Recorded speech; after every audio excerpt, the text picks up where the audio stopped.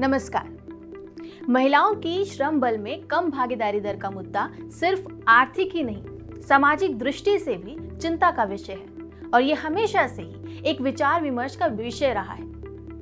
आपको बता दें कि हर साल 15 अक्टूबर को हम अंतर्राष्ट्रीय महिला श्रम दिवस के रूप में मनाते हैं। इस मौके पर यदि हम भारत में महिलाओं की श्रम भागीदारी को देखें तो चौंकाने वाले आंकड़े देखने को मिलते हैं।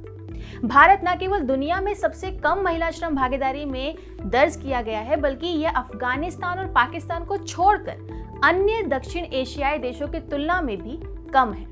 लेबर फोर्स पार्टिसिपेशन रेट को जनसंख्या में श्रम बल जिसमें काम करने वाले या काम की तलाश करने वाले व्यक्तियों का कुल प्रतिशत मापा जाता है। PLFS का डेटा बताता है कि सन 2021 से 22 में 15 से 59 वर्ष की महिलाओं की भागीदारी भारत में केवल 35% है।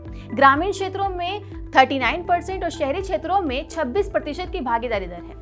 हालांकि 2017 से 2021 तक पुरुषों की तुलना में महिलाओं की भागीदारी में बढ़ोतरी हुई है, खासकर ग्रामीण क्षेत्रों में। इस बढ़ोतरी के पीछे कारण ये है कि पहले लगभग 3/4 ग्रामीण कामकाजी महिलाएं कृषि और उससे जुड़े कामों में शामिल थी, पर बाद में ग्रामीण महिलाओं ने स्वरोजगार से जुड़ना शुरू कर दिया।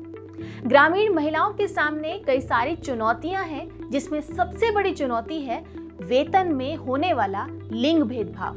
रोजाना या कभी कभी श्रमिकों के रूप में काम करने वाली ग्रामीण महिलाओं को शहरी महिलाओं की तुलना में ज्यादा लिंग वेतन में अंतर का सामना करना पड़ता है। स्वरोजगार वाली महिलाओं को पुरुषों की आधे से भी कम कमाई मिलती है, जो ग्रामीण क्षेत्रों में बढ़ते लिंग आय अंतर की तरफ संकेत करता है। खुद का रोजगार करने वालों के लिए यह अंतर 2017 से 2021 तक और भी खराब हो गया। इसके अलावा दूसरी सबसे बड़ी चुनौती है महिलाओं का एक बड़ा हिस्सा अनपेड लेकिन आवश्यक कार्यों में शामिल है, जिन्हें भारत में लेबर फोर्स तक भी नहीं माना जाता। ग्रामीण क्षेत्रों में 2021 से 22 में 1/3 महिलाएं बिना वेतन के घरेलू कामों में लगी रहीं। 2019 में हुए टाइम यूज सर्वे से पता चलता है कि महिलाएं औसतन रोजाना 5 घंटे से भी ज्यादा घरेलू सेवाओं में और 2 घंटे से ज्यादा गांवों में होने वाले कामकाजों में सेवाएं देती हैं, जो कि पुरुषों की तुलना में काफी अधिक है। ये डेटा बताता है कि ग्रामीण महिलाएं भी बाजार और घर के लिए फसल उगाने में रोजाना 7 घंटे से ज्यादा का समय बिताती है। तीसरी सबसे बड़ी चुनौती है भूमि के स्वामित्व पर लैंगिक असमानता। कृषि में महिलाओं की महत्वपूर्ण भूमिका के बावजूद कृषि जनगणना ने बताया कि केवल 14.7% महिलाओं के पास भूमि पर अपना हक है। सीमांत और छोटी श्रेणियों में महिलाओं की यह हिस्सेदारी केवल 57% है। और चौथा सबसे बड़ा कारण है सरकारी योजनाओं में पुरुषों की तुलना में महिलाओं को कम लाभ मिलना। केंद्र सरकार द्वारा किसानों को सहायता देने के मकसद से PM किसान सम्मान निधि और PM फसल बीमा योजना जैसी कई योजनाएं शुरू की गई, लेकिन 2023 में केवल 15% महिला किसानों को PMFBY से वित्तीय सहायता मिली और केवल 25% महिला किसानों को PM किसान के तहत वित्तीय लाभ मिला।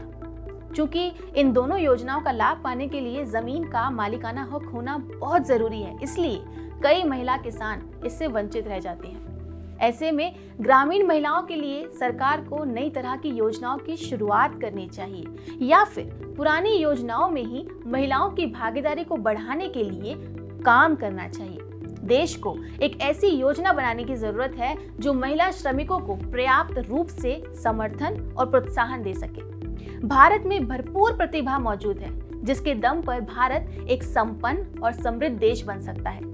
इसके साथ ही ग्रामीण महिलाओं के उत्थान के लिए उनकी शिक्षा को बढ़ाने पर भी जोर देना जरूरी है, ताकि लेबर फोर्स में उन्हें भाग लेने के लिए प्रोत्साहित किया जा सके। रिसर्च में पाया गया है कि शिक्षा से लिंग अंतर को 40% तक कम किया जा सकता है। इसके अलावा माइक्रो फाइनेंस ऋणों तक महिलाओं की पहुंच को आसान बनाकर महिला श्रम बल की भागीदारी में बढ़ोतरी की जा सकती है, जिससे महिलाएं स्वरोजगार के लिए आगे आ पाएंगी। भारत को ग्रामीण स्तर पर मजबूत करके ही हम सही मायने में देश को मजबूत कर पाएंगे और इसमें महिलाओं की भागीदारी उतनी ही जरूरी है जितनी पुरुषों की। इस पर आपकी क्या राय है, हमें कमेंट करके जरूर बताएं। नमस्कार।